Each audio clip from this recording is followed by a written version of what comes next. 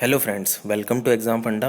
दोस्तों, इस वीडियो में हम बात करने वाले हैं करंट जीके की, जो कि 29 जून से 4 जुलाई के बीच में जितनी भी करंट अफेयर है उसमें से जो करंट जीके बनती है वो सारी हम यहाँ पर वन लाइनर फॉर्म में मैं आपके साथ डिस्कस करने वाला हूँ।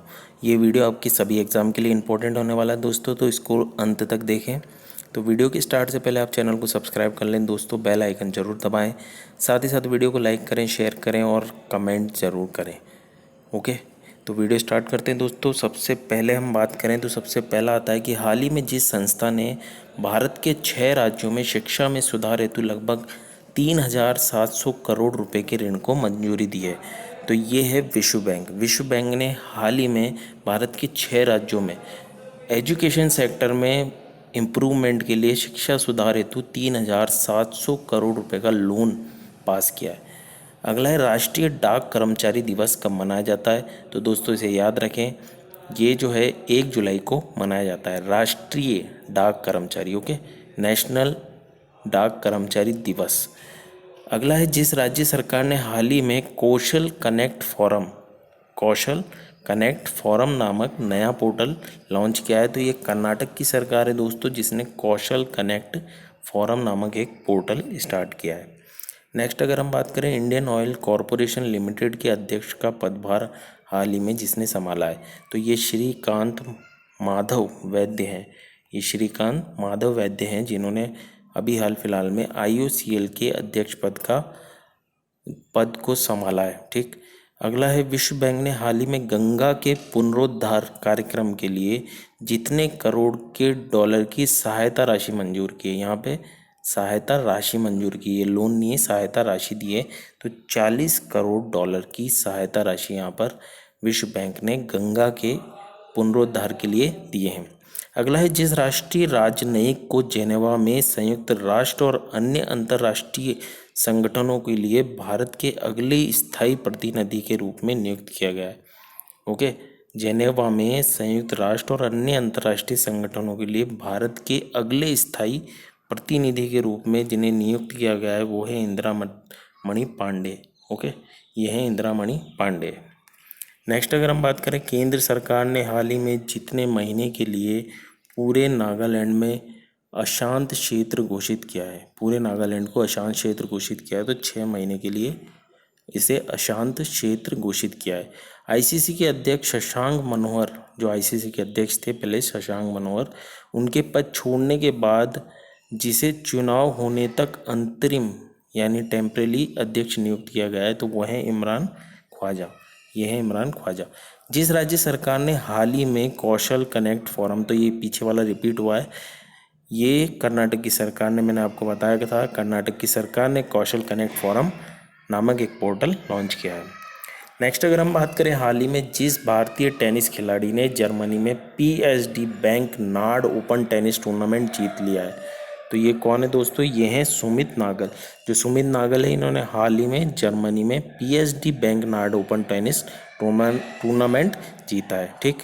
अब हाल ही में जिस बैंक ने देश भर के किसानों के लिए ई-किसान धन ऐप लॉन्च किया है, ई-किसान धन ऐप लॉन्च किया है।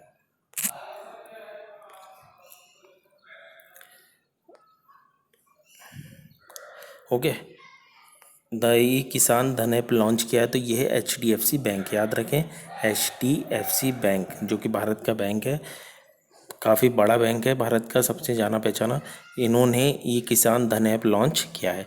अगला है डक परिवहन और राजमार्ग मंत्रालय ने जितने लाख रुपए का बीमा कैब के साथ सड़क दुर्घटना पीड़ितों के लिए कैशलेस योजना शुरू करने की तैयारी की है, तो ये है 2.5 लाख रुपए का। ठीक।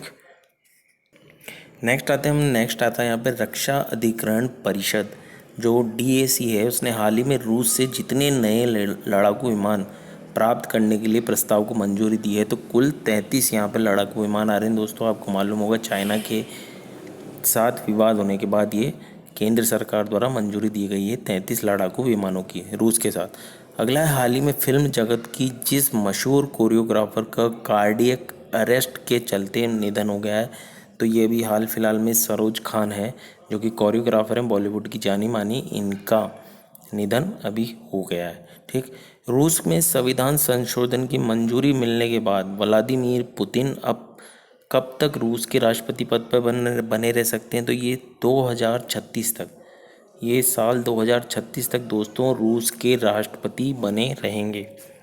नेक्स्ट चलते हैं दोस्तों, रूस के संविधान संशोधन में ये पीछे वाला रिपीट हुआ है, तो व्लादिमीर पुतिन 2036 तक रूस के राष्ट्रपति बने रहेंगे।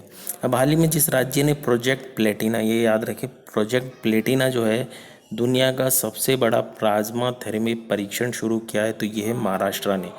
आपको इसमें कन्फ्यूजन हो सकता है कि दिल्ली का, क्योंकि आजकल दिल्ली का जो ऐड बार बार आ रहा है, जो वहाँ के मुख्यमंत्री अरविंद केजरीवाल वो बार बार प्लाज्मा डोनेट करने ही कह रहे हैं। तो आपको कहीं ये कन्फ्यूज़न ना हो जाए कि जो प्रोजेक्ट प्लेटिना है दुनिया का सबसे बड़ा प्लाज्मा थेरेपी परीक्षण, ये महाराष्ट्र द्वारा स्टार्ट किया गया है, ठीक है ना। अटॉर्नी जनरल के वेणुगोपाल का कार्यकाल कितने साल के लिए बढ़ा दिया गया है दोस्तों? तो ये है 1 साल के लिए। जो भारत के अटॉर्नी जनरल हैं के वेणुगोपाल, इनका जो कार्यकाल है वो 1 साल के लिए बढ़ा दिया गया है, क्योंकि कोरोना की वजह से अभी हाल फिलहाल कई सारी नियुक्तियां रोक लगी हुई हैं, ठीक।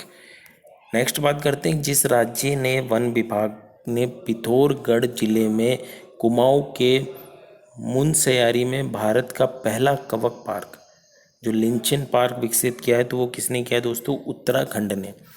अब जिस राज्य ने किल कोरोना अभियान की शुरुआत करने की घोषणा की है दोस्तों, तो ये किल कोरोना अभियान याद रखें, ये मध्य प्रदेश का अभियान है, ओके। ये महाराष्ट्र का, आपको कईयों को ये महाराष्ट्र से लेकर भ्रम हो सकता है, कन्फ्यूजन हो सकता है। किल कोरोना याद रखें, ये मध्य प्रदेश का प्रोग्राम है, अभियान है। हाल ही में भारत के जिस युवा अंपायर को आईसीसी के एलीट पैनल में शामिल किया गया है, तो ये एलीट पैनल में नितिन मेनन को शामिल किया गया है। आप याद रखें, जो ये युवा एम्पायर हैं इनको एलीट पैनल में शामिल किया गया है, ठीक। नेक्स्ट चलते हैं दोस्तों, नेक्स्ट आता है, केंद्र सरकार ने हाल ही में जिसको अगले 3 साल के लिए फिर से सॉलिसिटर जनरल नियुक्त किया है, सॉलिसिटर जनरल नियुक्त किया है, तो ये है तुषार मेहता। पहले भी यही थे, अभी 3 साल के लिए इन्हें नियुक्त किया गया है सॉलिसिटर जनरल के रूप में। प्रधानमंत्री नरेंद्र मोदी ने हाल ही में जिस योजना को नवंबर तक बढ़ाने का, तो नवंबर तक कौन सी योजना बढ़ाएंगे? कोरोना की वजह से पीएम गरीब कल्याण अन्न योजना को ये बढ़ाएंगे, ठीक। कोरोना की वजह से इस योजना को अगले 3 साल तक बढ़ा दिया गया है। आगे हम बात करें दोस्तों, तो केंद्र सरकार ने भारत चीन तनाव के बीच टिकटॉक समेत कितने मोबाइल ऐप को बैन किया है? तो ये सबको मालूम होगा, 59 ऐप जो हैं बैन किए गए हैं, जबकि आर्मी की तरफ से 89 ऐप को बैन करने के लिए कहा गया था यहाँ पर 59 ऐप जो हैं वो बैन किए गए हैं।